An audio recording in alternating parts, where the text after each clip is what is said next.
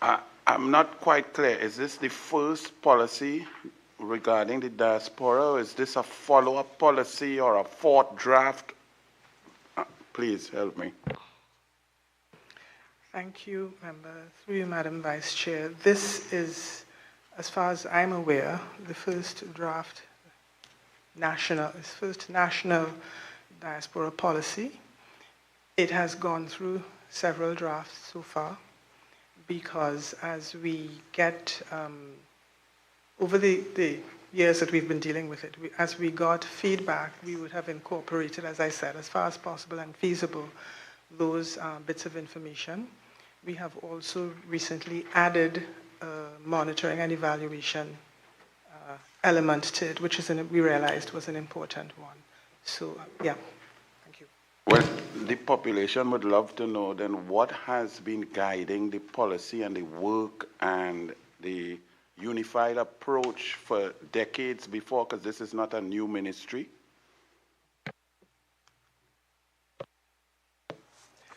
Thank you, Member. Madam Chair, the ministry has had several,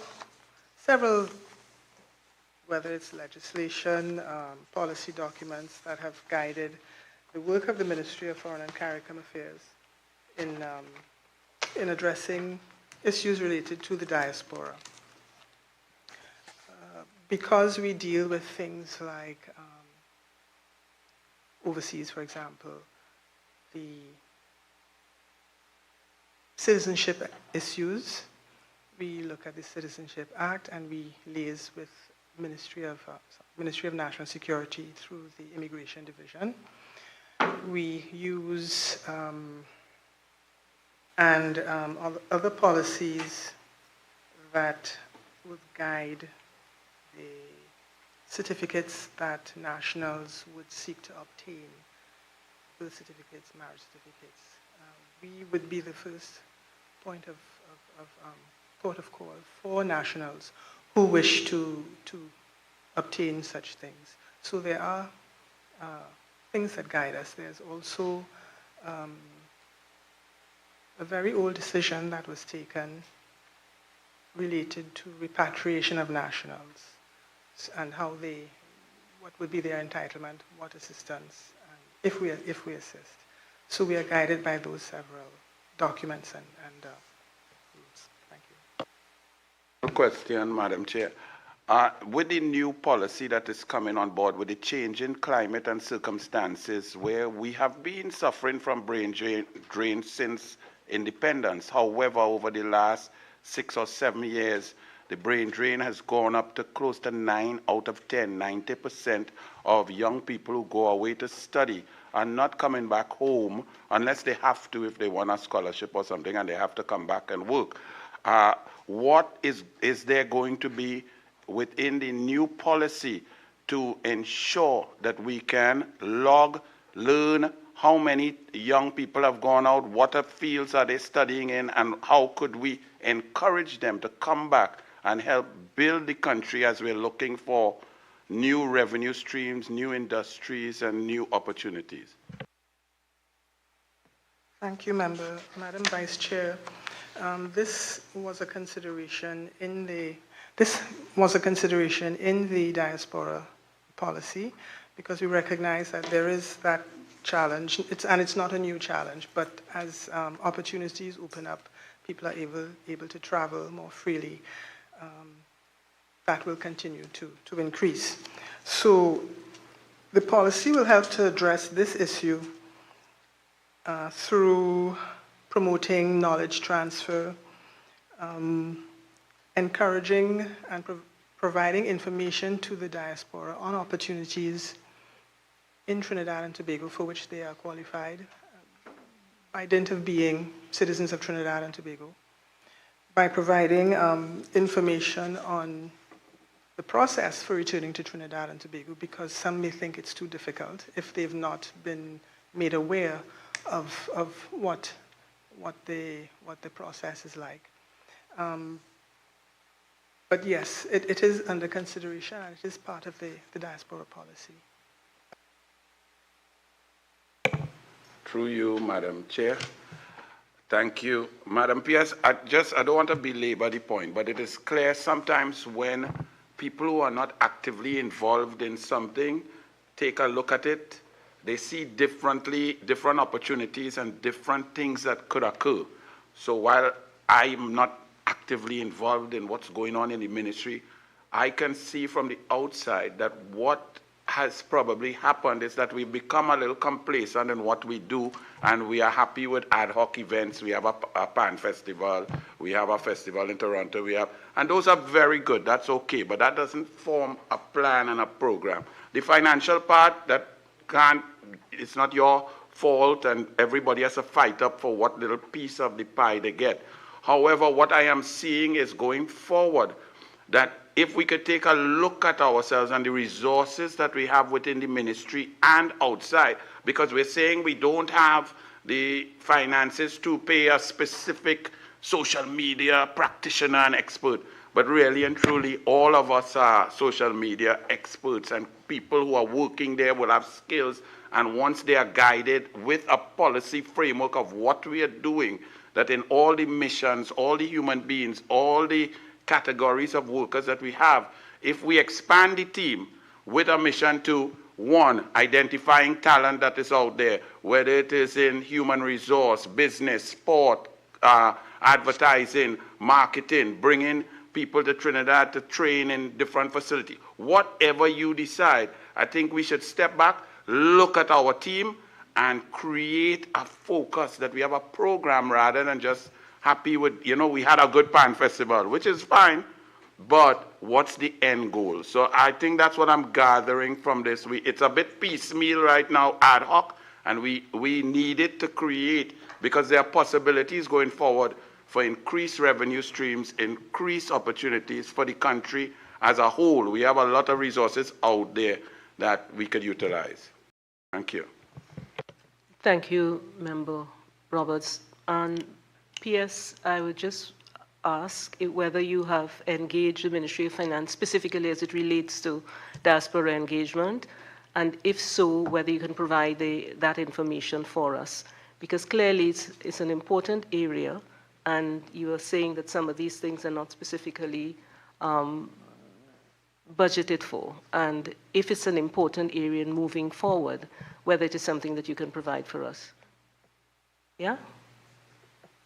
Thank you, Madam Vice Chair. We have not engaged the Ministry of Finance specifically on a budget line item for the diaspora. However, it is something that we propose to do based on the work that we've been doing, gathering the various comments and information from the entities and stakeholders with whom we've engaged to bring us to this point in the process. And we recognized that the Ministry of Foreign and CARICOM Affairs would not on its own be able to go in that direction. So in our policy and in the plan going forward, we have, if you'd forgive the expression, assignments for various ministries of government and other entities that would have the expertise that we don't have and the focus that we don't have, so that we can serve the diaspora better and have the diaspora's effect on Trinidad and Tobago more impactful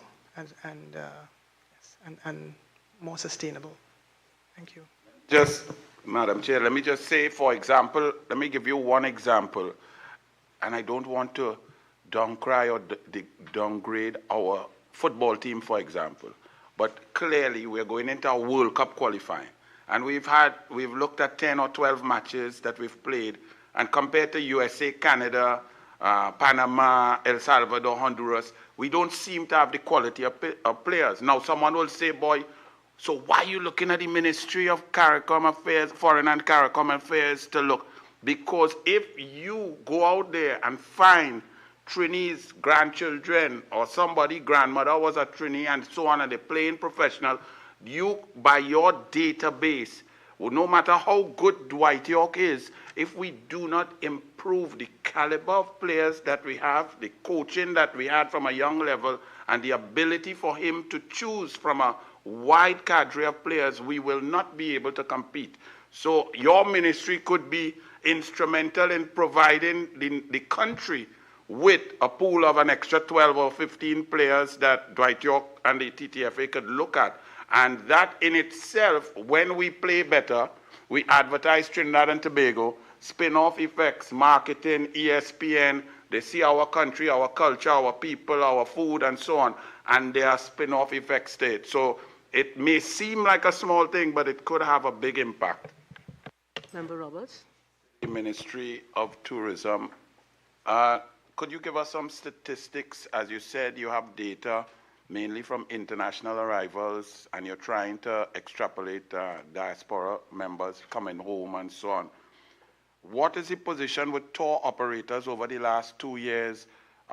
Their work, because the reports we are getting are not showing positive. What are your numbers on arrivals and the benefits to disparate groups and tour operators that are at our key tourism attractions or areas?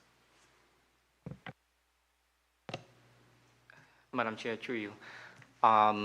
So as I said, the visitor arrivals that we have, the figures that we have, it's really non-nationals. It doesn't include the diaspora. I would have only had for the carnival period because I physically had to put staff members to go there and pull immigration forms and count one by one.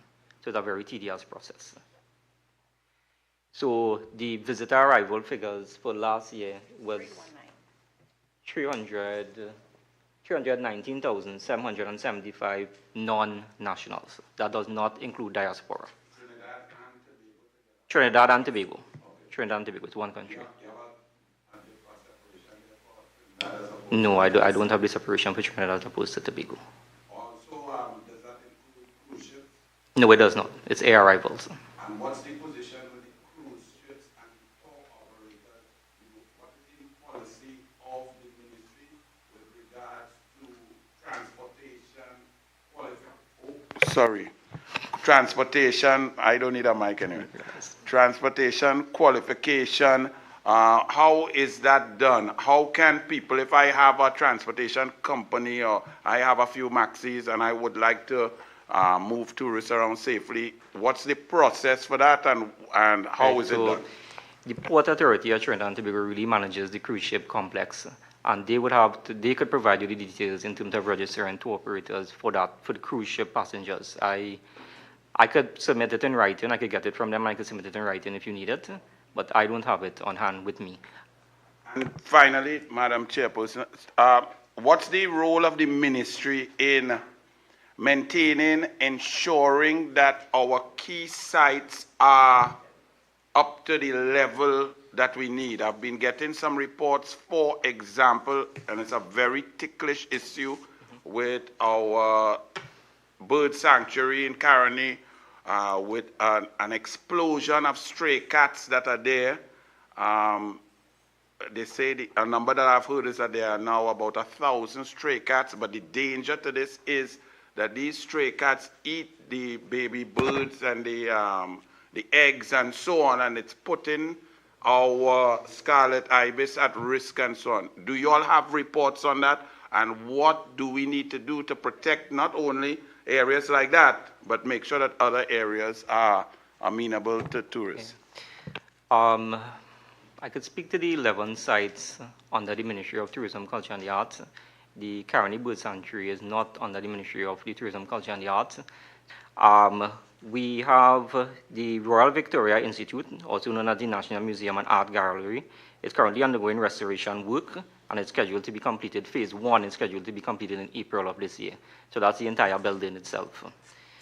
The Arapita Avenue Enhancement Project was completed in June 2024, and it really serves to beautify and uplift and revitalize the area for the enjoyment of visitors.